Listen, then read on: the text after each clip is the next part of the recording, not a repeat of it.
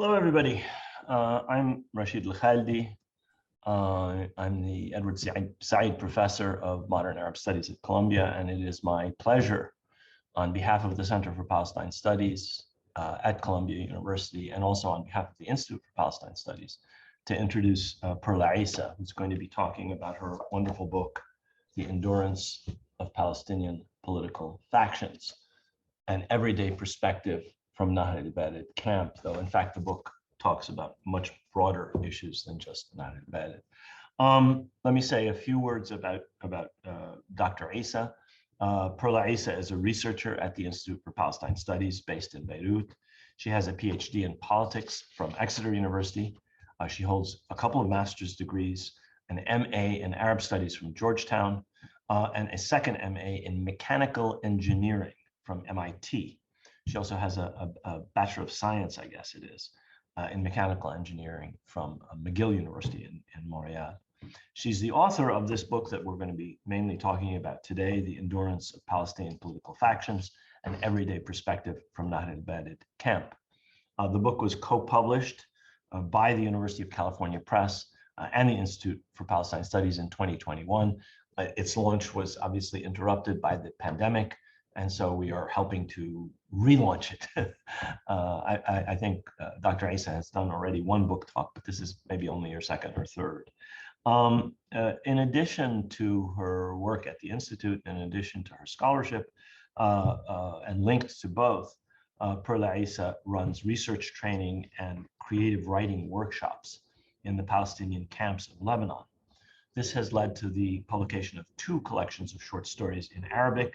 The first is called in Arabic, 11 حكايات من اللجوء الفلسطيني, which in translation is 11 stories from the Palestinian exile. Now, this is currently being translated into English. In fact, it's been translated to English.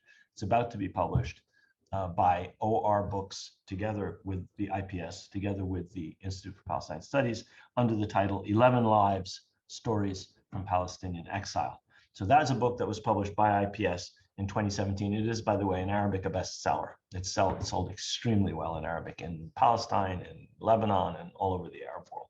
She's also responsible in terms of collecting the materials and putting them together for another book that was published in Arabic called Hubb fil Mukhayyam, Love in the Camp. This was published by IPS in 2019. This is also sold extremely well. It's a very popular book as well.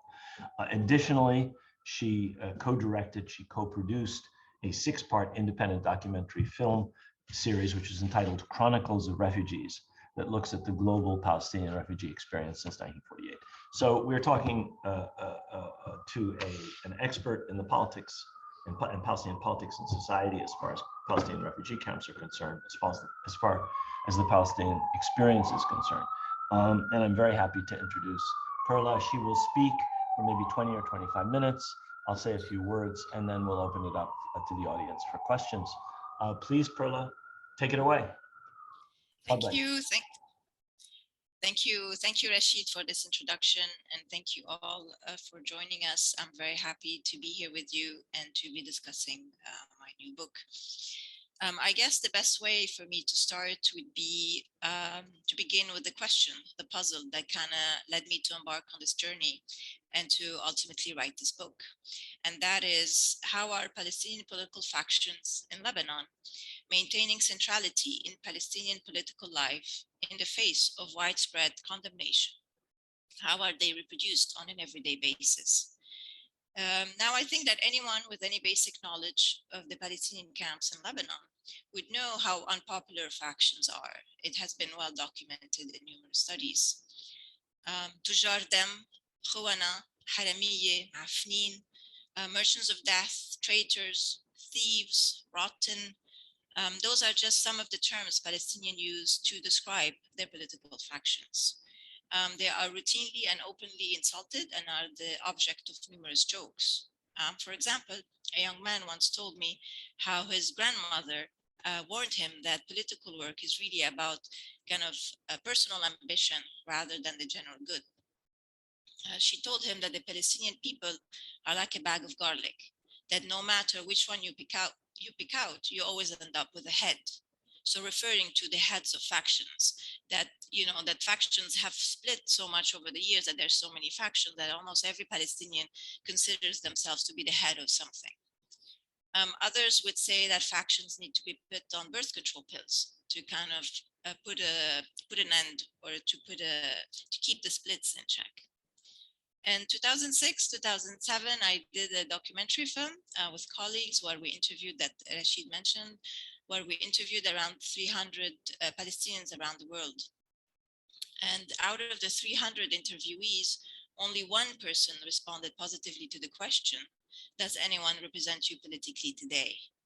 So the uniformity of the no answers across age, across geography, across socioeconomic status was really striking. And it really kind of confirmed this general feeling of disenfranchisement that Palestinians feel towards their political representatives. Now, to make my initial questions of the continued endurance of Palestinian factions even more puzzling, I can add that Palestinians in Lebanon have over the years attempted several times to alter their political representation. One prominent example is an election that happened in Shatila camp in 2005, where camp residents elected a governing body that they named Lijnat al-Ahali, the People's Committee. So little background information, every camp in Lebanon have what is called a popular committee, which runs like a municipality, dealing with issues of electricity, water, garbage collection. But residents will tell you that they don't really function and that they are the brunt of a lot of criticism. And although they are called a popular committee, they're not elected, they are appointed by the factions. So in 2005, Shatila had the first and up until now the only popular election for a governing committee. The camp had been without electricity for over 8 months as one of the main generator exploded, and the rival factions could not agree on how to remedy the situation. And while the blackout was ongoing, 2 factions clashed in the alleys of the camp, and one bystander was killed by a stray bullet. So the factions were not only seen as being inefficient, but they were also seen as being the source of a lot of insecurity in the camp. So following this incident, protests erupted that led to a big public meeting where about 200 people attended. And out of that meeting, there was a decision to hold a local election. And on May 22nd, 2005, around 800 people voted in Shatila's first, and again, only election up to now. And some group, like monitoring groups, put that number to be around 30% of eligible voters. The elected committee lasted for about a year. It actually restored power to the camp. It turned the lights back on, and then started working on water issues, and then several members resigned. The few scholars that wrote about these initiatives, and they include Rosemary Sayer, Diana Allen, Hala Abu Zaki, and Manal Kurtan, portray this initiative as being independent of the factions, as being in opposition to them, and blame its demise on the factions. So I wanted to know, how is that possible? How are these, discredited factions destroying these kind of promising grassroots initiatives? However, once I was in the field, I was faced with a frustration. And I actually knew this frustration from before my research. And I would think many may recognize it. I had trouble figuring out who was in a faction from who was not. So, for example, when I first met Ali, who's the wife of Abu Ali, one of the elected members, and obviously these are all pseudonyms, she told me that 11 independent candidates were elected. And then as we pursue the conversation, she tells me that Abu Ali is close to the PFLP. So this kind of surprises me. We just said that they're independent. So then I ask Abu Ali about his ties to the PFLP. And he tells me no, that he's actually a member of the DFLP, but that he had left them. When I asked him about, his links to the DFLP and why he left them, he laughed. And he told me it's a long story, a film. Then I asked him if he was independent, as kind of the criteria for the candidacy suggested. He answered that he was actually a friend of the PFLP, but then he followed that with a big criticism of, all the factions, obviously including the PFLP. Similarly, when I met with Abu Staif, another elected member, and I went into his grocery store and I saw pictures of Arafat hanging on his walls, and he saw me looking at them, he comes and he tells me that he is officially a member of Fatah, but that unofficially he left them. And he adds that he left them for personal, not political reasons. But and then I'm quoting, that no matter where I go or come, for the last 20 years or the next 20 years, people still tell me that I am Fatah. So the scenario repeated itself with all the other elected members who all claimed various types of relationships and histories to various factions, including Hamas, the Islamic Jihad, the PFLP, and Fatah. So as you can imagine, this caused me a lot of grief. Here I am trying to see how these independent initiatives that are in opposition to factions are being destroyed by factions. And I couldn't figure out who was in a faction from who was not. And while I initially believed that this frustration was linked to my position as a researcher, as an outsider who couldn't properly read the politics of the community, I soon realized that the stories, people's stories with the factions, are actually much more complicated. And as Abu Ali explains, that there are long stories, films. And so to get to these long stories, I decided to do an ethnography in Nahr al-Bared camp, where I had long-standing relationships with many of its residents. My relationship with Nahr al-Bared started in 2007 during the conflict that destroyed the camp. So little background, Nahr al-Bared is the second largest camp in Lebanon, with about 33,000 inhabitants before the conflict. It is in the north of Lebanon. It sits on the Mediterranean shoreline on the main road between Tripoli, which is the second largest city in Lebanon, and Syria. And it's in a main agricultural area. And because of this location, the camp became kind of a very important commercial hub, with Tripoli residents going to the camp to purchase cheap goods, because the camp's location on the sea meant that the Palestinians could smuggle a lot of cheap products from Syria. And at the same time, farmers from Akkar would come to the camp to sell their produce. So this turned the camp into a commercial hub. And until 2007, when the camp was destroyed in a war between the Lebanese army and a non-Palestinian group called Fatah al-Islam. The factions did not play a role in the war, but stood on the sidelines, and the residents had to flee for safety. Every camp in the building, every building in the camp was turned to rubble. Basically, Nahr al-Bared, like all camps, they're formed of, there's the old camp and the new camp. The old camp, which is the original camp, it's the original land that UNRWA rented in 1949. And then as the population increased, Palestinians would then purchase land around the camp and build around it. So that's kind of the adjacent area, the new camp. So the original camp was turned to rubble, and around 65% of the camp, of the new camp, was destroyed. It was around that time that I started going to the camp. I first made a short documentary film, and then I became involved in local initiatives at trying to rebuild the camp and at trying to break the military siege that was imposed on the camp after the battle. And therefore I decided to perform my ethnography in Nahr al-Bared, as I believed that mutual trust between me and my respondent was the most important factor. So in order to study the everyday interactions of Palestinian refugees' political factions, I kind of needed my respondents to know me, know my intentions, know my opinions, know my research as much as I needed to know them. I wanted to know how people joined factions, how they obtain aid, whether they joined factional events, what were their fears, their doubts, their regrets over the years. And those are private and sensitive issues that I could only explore through knowing people intimately and over time. So I'll give you an example of one of those long stories, these films, as Abu Ali explains, kind of stories of people's relationships with factions. So I'll give you an example of Mahmoud, a young man from Nahr al-Bared who I've known for several years. Mahmoud was in his early 20s and had several jobs.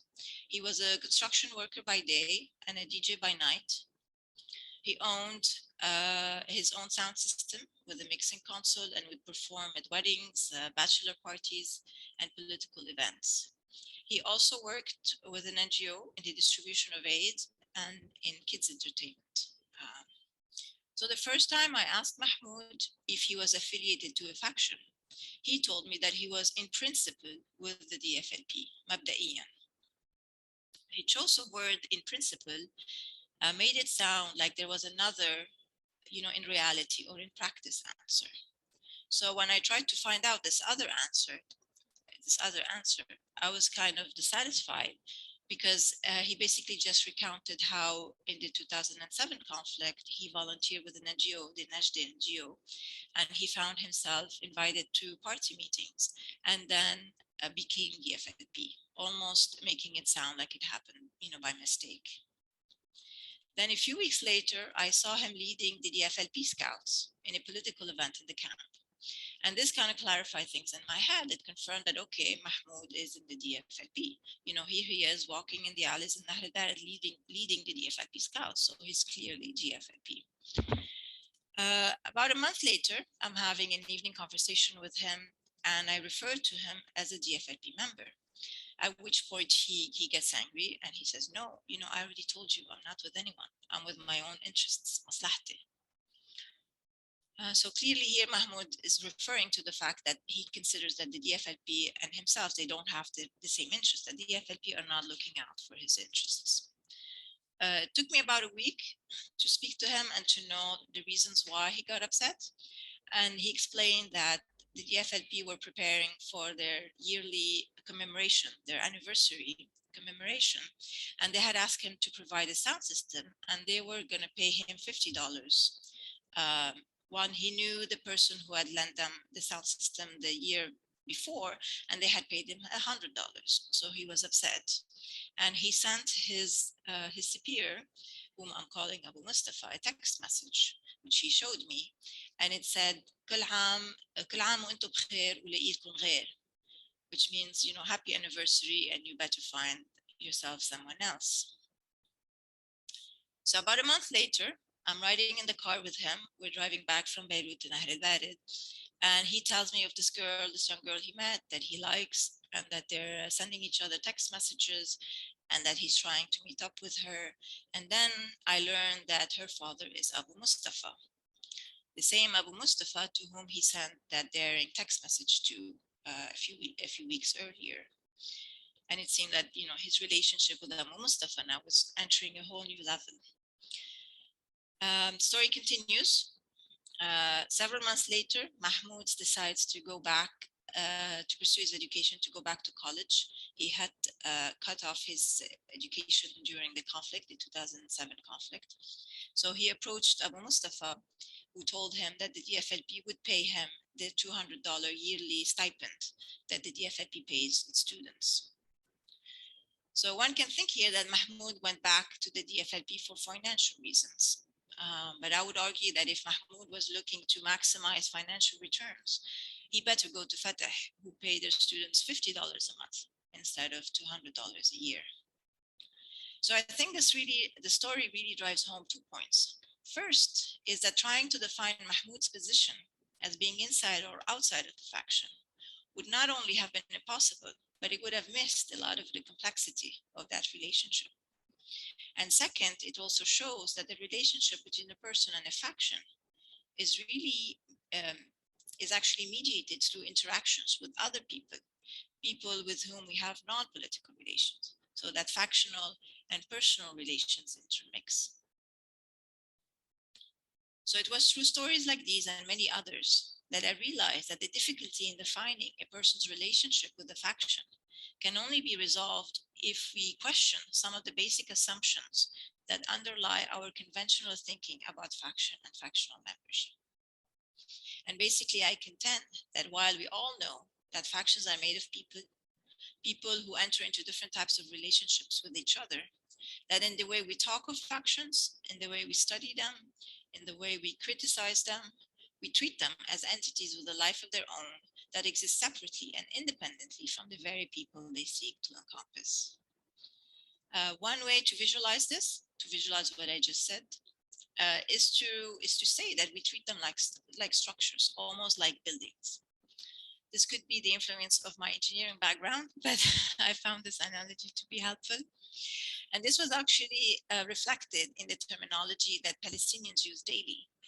For example, they say دخلت تنظيم, I entered the faction, as if you're entering an edifice. They talk of a political ceiling, سقف سياسي, to indicate the hierarchy inside the factions. They say that factionalized Palestinian have a back, ظهر, some like wall protecting them. So this notion of entering, of a ceiling and of a wall, all point to an imagination where factions appear as edifices. And visualizing factions as building-like structures is indeed appealing, as it demarcates factions from each other. It represents the hierarchy inside the faction with the members at the bottom and the leadership at the top. And it explains how factions remain even when the people inside of it change. And even more so, it explains how factions remain when there's no one inside of it. When there's no people inside of it, it becomes an empty building. And I actually begin my book with a quote from a young man in Shatila camp who says that after the departure of the PLO in 1982, factions became empty buildings. So he's referring to the fact that factions have lost their popularity after 1982, and that they've become empty buildings, that there's no one inside of them. But we have this image of the structure that remains, although there's no one inside. And I would argue that this conceptualizations of factions as building-like structures is also evident in the academic research on Palestine, on the factions. Scholars routinely refer to factions as actors, players, political bodies, political structures. They are ascribed actions, aspirations, identities. They are referred to in the singular. We say Fatah did this or Hamas declared that. And they are mostly studied through an examination of their ideology, a history of their founding and their evolution over the years, the regional and international alliances, sources of funding, without examining the daily practice of those who form their very core, their members. In this study, I adopted an alternative approach to the study of factions, what I like to refer to as a lateral approach. So basically, I do not look at factions from the top down. I do not look at party literature, the writings of party founders. I did not do interviews with the leadership, nor is it a bottom-up study. It's not an ethnography based on what appears to be the inside of factions. So youth clubs or sports clubs or NGOs. Rather, I position myself on what appears to be the outside of factions, from the sides, from namely home life. So the study was based in, again, as I said, on fieldwork in Nahr that spent 7 months, where I lived with a host family, a family I had known since 2007. And through it, I look at how factions appear in the daily life of Palestinians, how refugees encounter them on a day-to-day basis. And this is what I refer to as a lateral approach. And through this alternative perspective, I was able to see how the nature of factions, or how we visualize factions, really changes depending on what practices we focus on.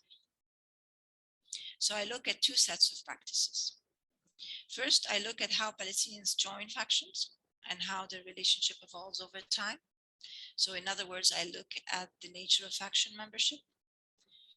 And I show, or hopefully I show, you will read and decide, how factions basically appear through these practices, how factions now appear to be loose networks of people bound together by different degrees of trust and cohesion that change with time and context.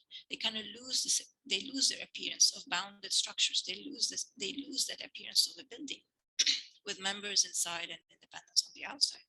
So kind of like the Mahmoud example, is where it becomes very clear that the relationship between a people and a faction is not a relationship between a person and a bounded structure defined by its ideology. It's a relationship between people, and people with whom we have a lot of different types of relationships.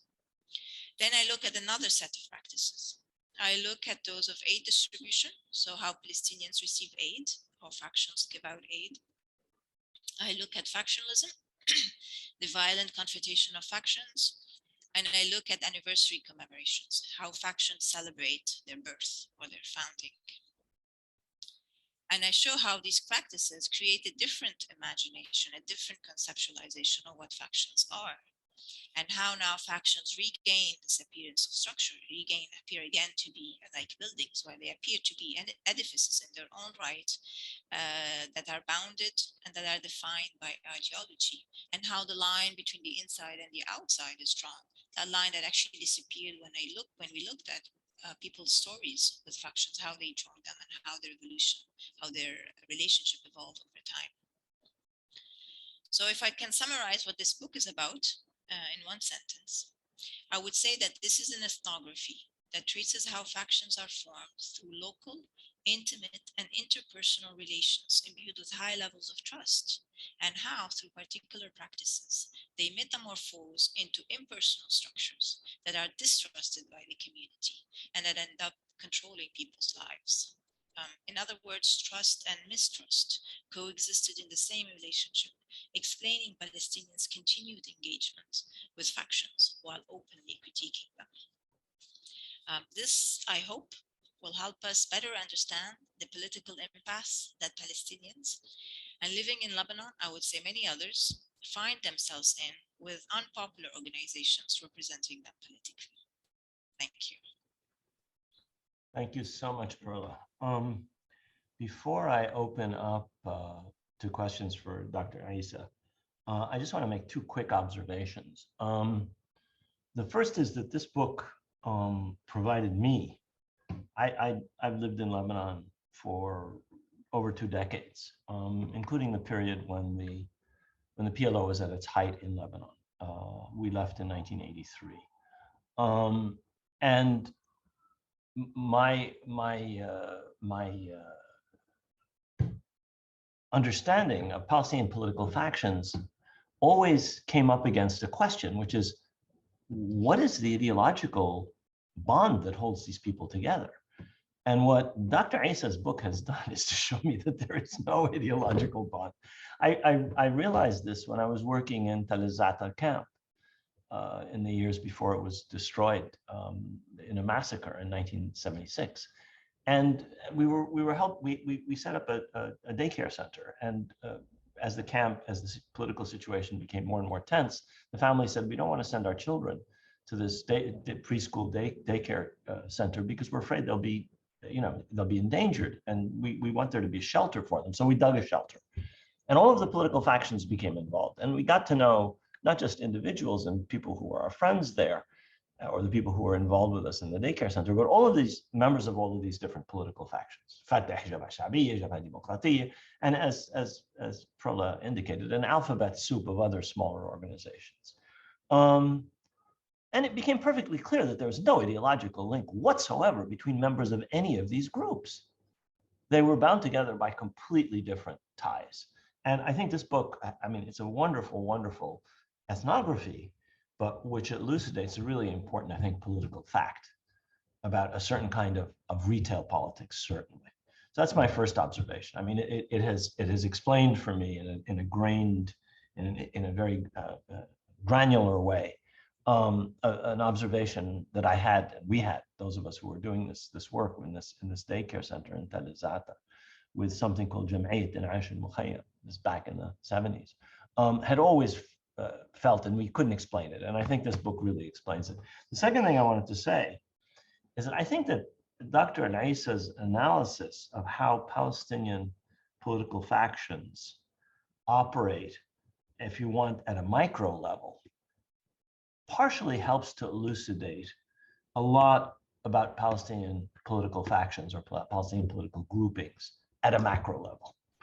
I think, in other words, in Palestine and amongst Palestinians generally, what she says about the unpopularity of the factions at the local level can be transposed to a larger level, the national level. The Palestinian political factions are hated even by their own members. Members of Hamas will criticize it privately. Members of PFLP will criticize it privately. They'll criticize all factions. They may criticize others more. Members of Fatah and so on and so forth. And most people despise all factions. And this is true of Palestinians generally. It's particularly true in Lebanon. I'm not suggesting that you can completely transpose this micro granular analysis to a macro level, but I think some of it can be transposed. So those are the only things I have to say. Unless you want to say something about that, Perla, I suggest we open to questions. But if you have anything to add, please go ahead. Yeah, no, thank you. Thank you so much. Just a couple of things. Regarding your first comment about the lack of an ideological bond, I just want to make sure that we're understood properly, because this could be understood maybe that Palestinians just haven't been able to reach this kind of level of political consciousness where they look at ideology, and it's not that at all. Actually, I think the book, there's lots of examples in the book where Palestinians are clearly deeply engaged in an analysis of the events and of the political situation.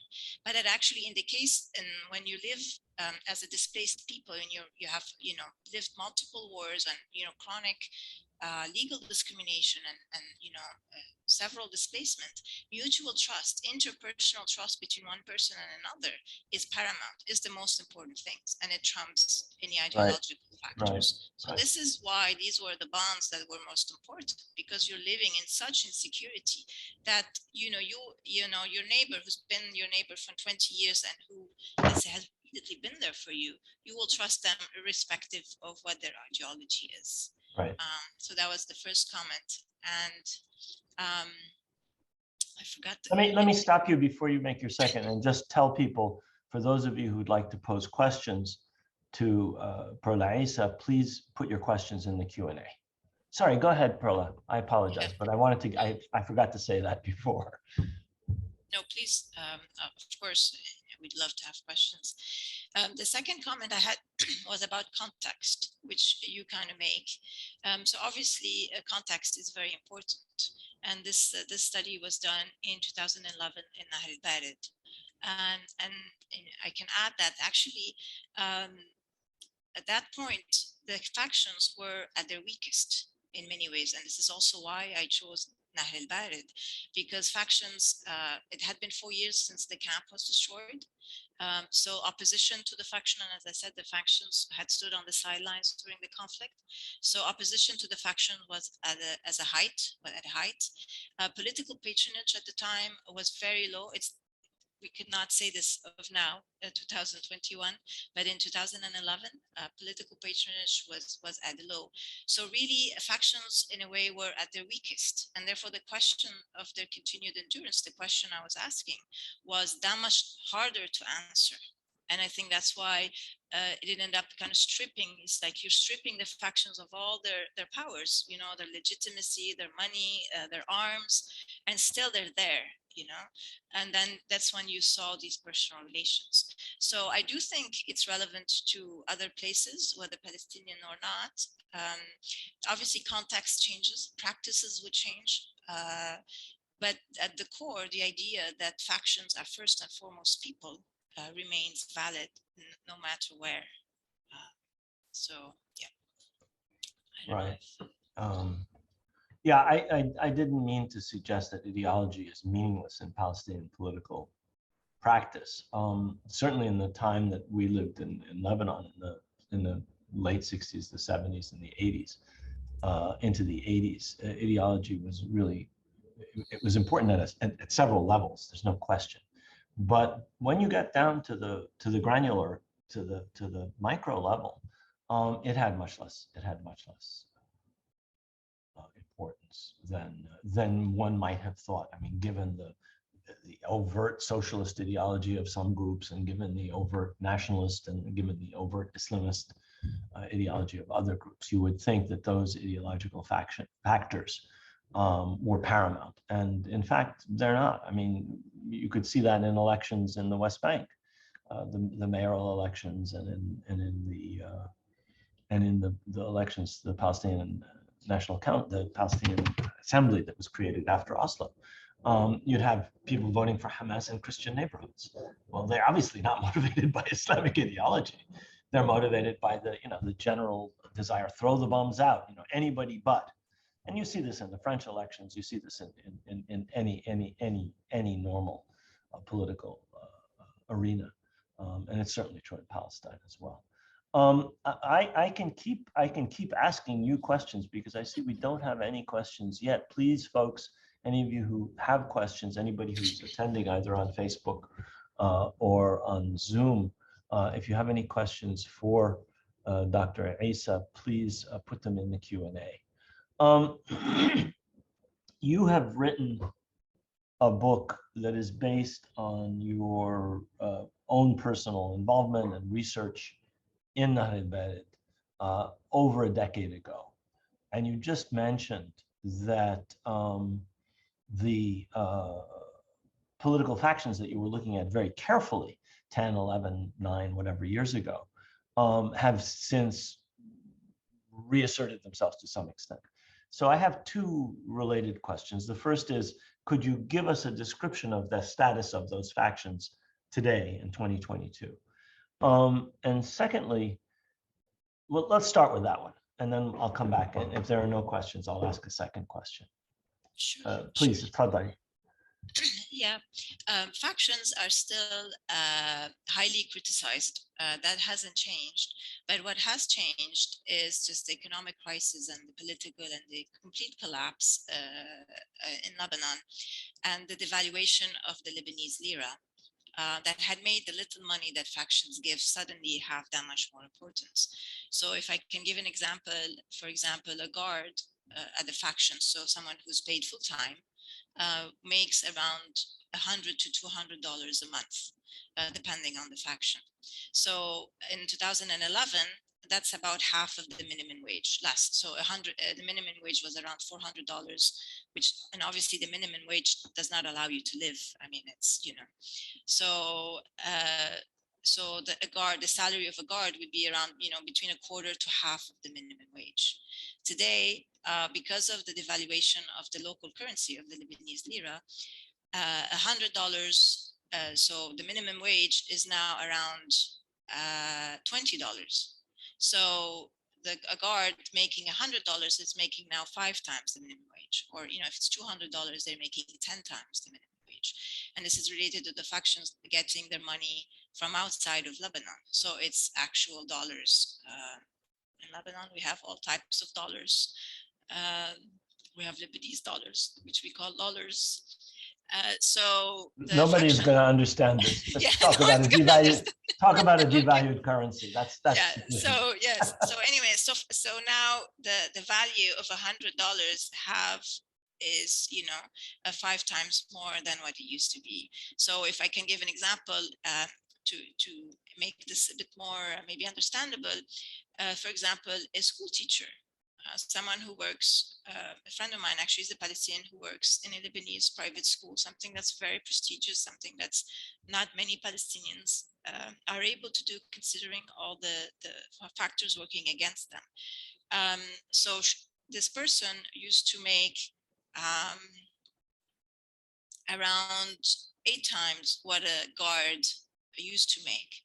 Now she makes half.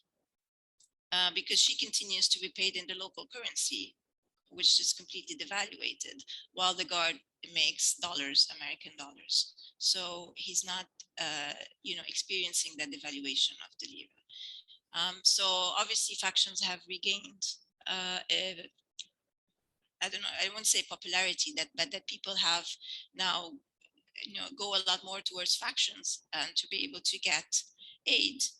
But that doesn't mean that they're somehow legitimized or popular. And still the method of choice for Palestinians is to actually leave the country. There's still mass immigration from Lebanon because obviously of the, you know, insecurity in the country, in addition to the layers of discrimination that Palestinians experience in Lebanon. Right. Last time I was in Lebanon, which is more than 2 years ago, just before the pandemic, I remember listening to experts talking about the level of Palestinian immigration. And this is before the current economic crisis became as acute as it has been over the last year or two. And there were astonishingly high levels of Palestinian immigration from Lebanon, including many Palestinian refugees from Syria who had fled the fighting, especially in Damascus, in Yarmouk camp, and ended up as triple refugees or double refugees in Lebanon.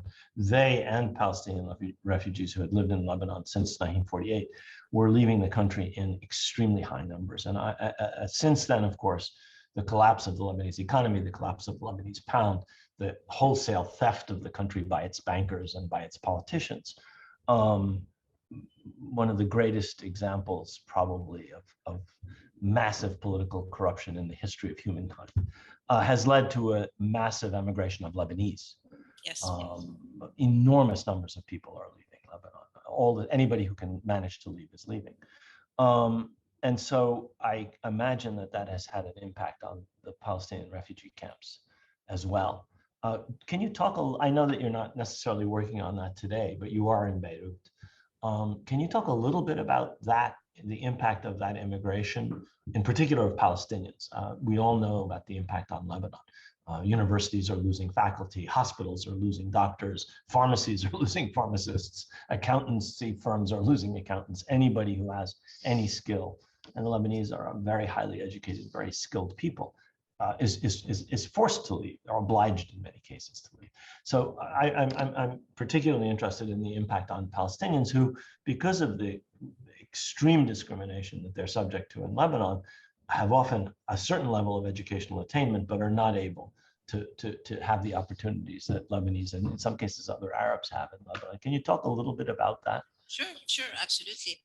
And actually, I would say that the mass immigration of Lebanese, and it's obviously felt, I feel it every day, everybody around me is leaving,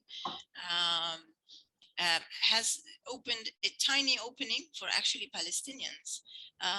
For example, the syndicate, the nursing syndicate, the syndicate of nurses, sorry, not nursing, for nurses, have opened up the doors for Palestinians to register and to work as nurses because they've lost so many of their nurses. Because, as you said, all medical staff are leaving. But obviously, I mean, the immigration of Palestinians from Lebanon has a long history, as you say, and it continues. So there's not really impact on that. But what I would say is that Palestinians have weathered the crisis a little bit better than the Lebanese. They're still actually obviously feeding the crisis, but because Palestinians have been excluded for so long from the local Lebanese economy that they have had to survive for 70 years, they have had to have what I would say like tentacles outside of Lebanon, you know, whether through NGOs, through grants, you know, friends outside, through immigration, through remittances, you know, family members outside, through UNRWA, through the factions. So the Palestinians aren't a big part of the Lebanese economy, and therefore they weren't as affected as Lebanese. Again, because their money is coming mostly from the outside. But obviously they're affected in terms of the infrastructure, the lack of electricity, the lack of water, the complete insecurity, the phone cuts, the internet. I mean, it's just general, the exodus of medical staff, schools, teachers. But yes, the impact has been a bit different between Palestinians and Do you have any sense? I mean, I gave a talk, I remember in 2019 in Barajni. And people were talking about huge rates of emigration then. This is late 2019 or early 2020 when I gave the talk. And I remember feeling that my mother used to live right next to Barajni. So I knew I'd been into the camp many times in the 70s and the 80s, before the camp's war. And I didn't have the sense that the overcrowding of the camp had in any way decreased. In spite of this supposed emigration and these numbers that people cited for the Palestinian population in Lebanon as having gone down drastically. I don't know how much time you spend traveling in Shatila, Burj al-Barajni, or camps outside of Beirut, but do you have any sense that the immigration has led to a decrease in this massive overcrowding of Palestinian refugees in the camps in Lebanon? No, I mean, I don't think so. And partially because of obviously just population growth. And then just there's new refugees, new immigrants. I mean, the camps don't just house Palestinians. Right. Beirut camps, actually, in the latest census, are less than half Palestinians. There's a lot of Syrians and there's a lot of migrant workers from Asia. So, and of course, you have that flood of people coming from Syria. Exactly. In the middle of the Syrian war. Exactly. From Yarmouk in particular. who ended Exactly. up in the camps, mainly in Beirut and in South Lebanon. We have a Exactly. question actually, Perla, from Jib Harb. His question is, what are the major sources of these outside of Lebanon donations in dollars to the factions in Lebanon? Are they generally from individuals, or are they more organizational, factional, or institutional? And I would just add to that, if you want to say more about other external sources of funding that Palestinians have access to. I mean, you mentioned UNRWA and you mentioned remittances.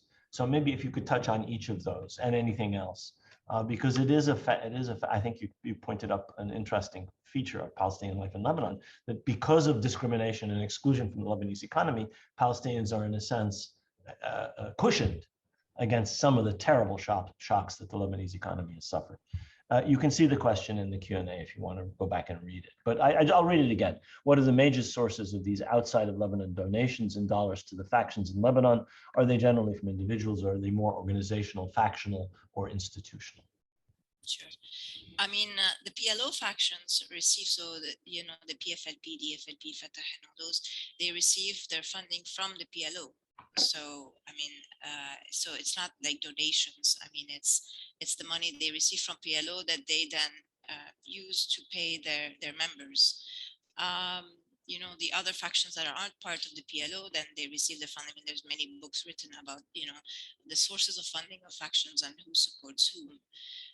Yes, otherwise, I mean, there's a lot of NGOs. I mean, after 1982 and after the departure of the factions, there was a lot of NGOs, kind of an NGO You mean movement after the departure of the PLO leadership Yes, in sorry. 1982? Yeah. Absolutely. After the departure of the PLO leadership, thank you. In 1982, there was a kind of a change in the camps where there was a lot of NGOs that were being formed in the 90s. And a lot of these NGOs just apply for funding like all NGOs. So again, this funding comes from outside of Lebanon. UNRWA obviously is a big employer of Palestinian refugees. I mean, UNRWA assists in many ways. It's through its assistance programs, but also through just being an employer. And obviously UNRWA funding, doesn't come from the Lebanese government. So again, UNRWA employees are cushioned in the sense that they receive their salaries in dollars. Their salaries were not affected by the devaluation of the Lebanese lira because, UNRWA funding is not related to the Lebanese economy. Right. Let me just add two things, and then we have one more question. And these are that UNRWA and the PLO and the PA are actually facing grave financial crises. Yes, so absolutely. Today there's a news item that the Maqasid Hospital in Jerusalem has had to close down everything but emergency services because the PA and PLO are unable to pay salaries. And I know people who are on retirement or working for the PLO and who are getting only part of their salaries. So the PLO is facing a crisis. And as we know, UNRWA is facing a crisis because Gulf countries, the United States, many other countries are fighting a war against UNRWA, an Israeli-inspired and led war against UNRWA to end UNRWA. And unfortunately, that has led to severe cuts in UNRWA's budget. So all of these external sources are not guaranteed. Absolutely. And it tells you how insecure lives are. And therefore, obviously, immigrating, leaving the country is the best option if one is able to. Right. There's another question. Did you find a relation between affiliation to factions and family or village of origin? Yes, in the sense that people join, I mean, this is what I argue in the book, that people basically join factions or are acquainted to factions through relations, to interpersonal relations. So whether it's family, friends, or neighborhood ties. So they're introduced to factions through other people. They're not introduced to a faction through its ideology. They're introduced to it through others' friends or, family members. So yes, this is why you have sometimes many members of the same family being part of a faction. Or then you have neighborhoods like in the Thawra, now it's less so, but you would have like Iqlim Fatah or Iqlim al-Demokratiya, areas in the camp that would be Fatah and areas that would be with the DFLP or other. And that is explained by looking at these relations that are between people. And as I said, one of the most important factors when we want to go and work politically with anybody is that you trust them. You have to have kind of this long-standing relationship of trust with someone before you embark on dangerous political work. So definitely, but it didn't mean at all that if you were in a particular family or if you're in a particular neighborhood, you necessarily had to become part of that faction. Again, Palestinians are highly, engaged politically. They're highly critical. So it's it's a combination of things. We have, I see. sorry, Sorry, go ahead. I see a question here. I don't know, maybe it doesn't appear on your Yeah, chat. I was about to read it out to the Sorry. audience. Yes, it's in the chat. It's from Brian Boyd. Brian asks, could you say something about how the effects of UNRWA's interventions and the rebuilding of Nahr al-Balad camp has or has not affected interfactional relationships? It's in the chat if you want to look at the, I see it. question. Yeah. No, I haven't really seen personally any relationship between like UNRWA's interventions and the rebuilding of Nahr al-Balad and how factions deal with each other, kind of interfactional relationship. Not really. I mean, the camp hasn't been rebuilt completely yet.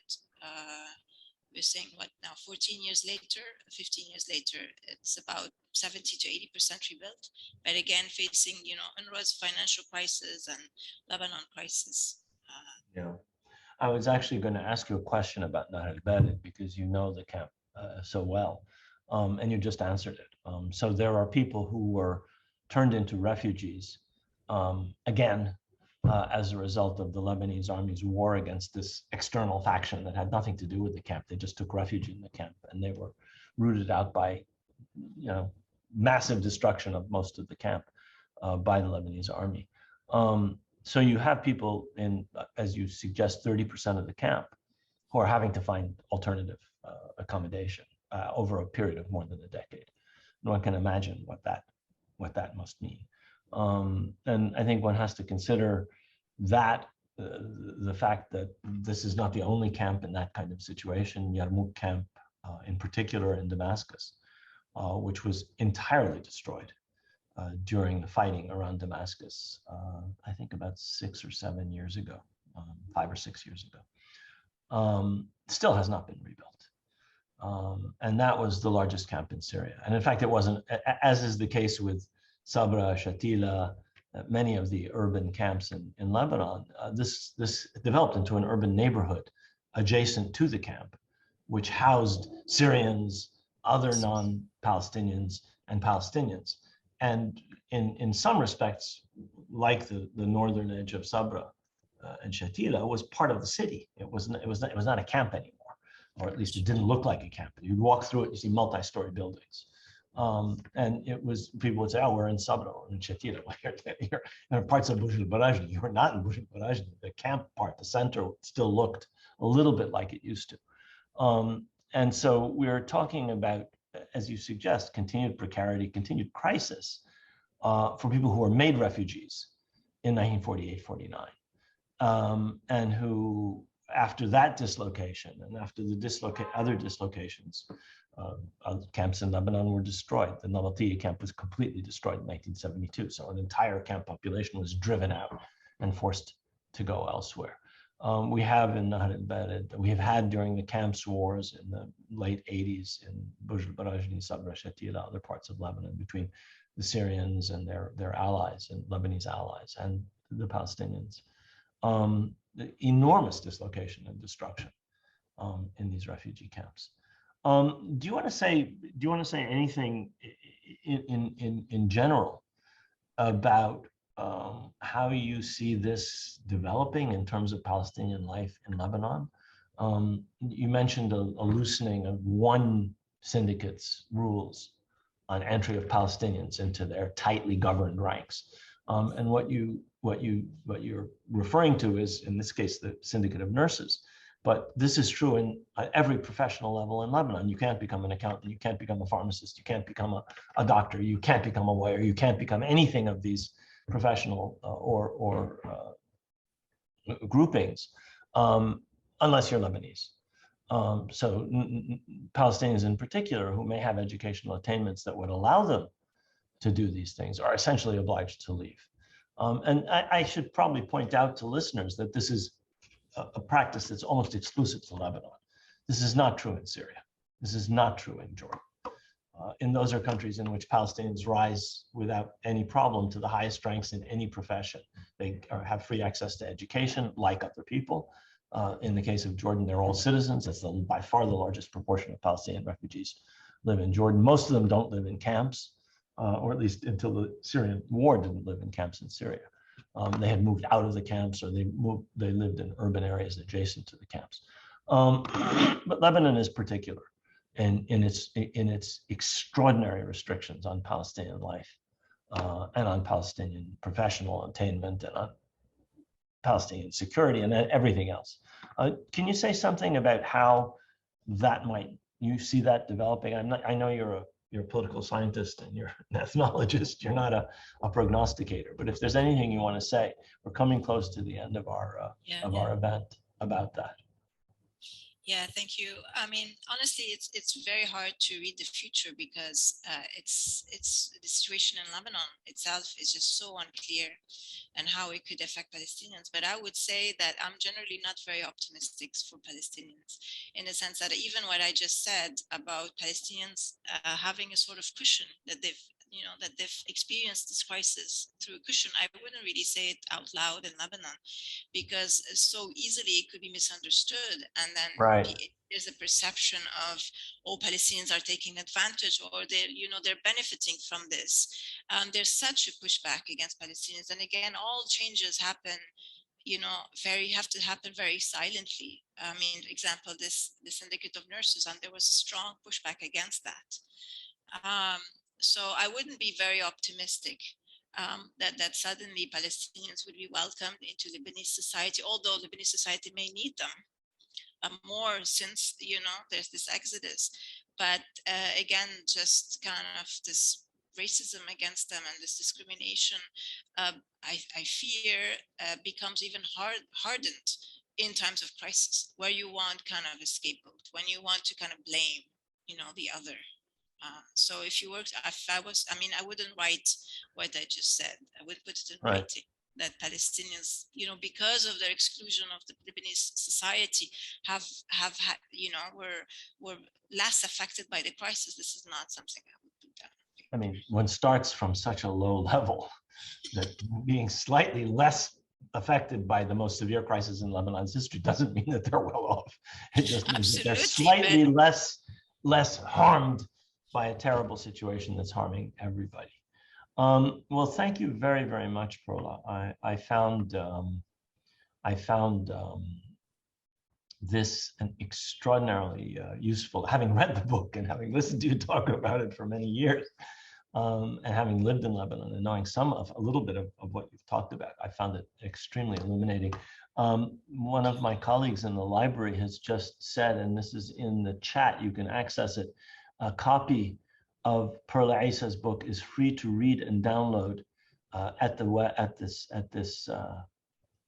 link that he is very kindly. Thank you, Peter, for putting this in. It's open access. In the chat. Yes, that's one of the features. I should add, that's one of the features of this series of books published by the University of California Press under the in this case together with the Institute for Palestine Studies in the New Directions in Palestinian Studies series, of which this was the third book.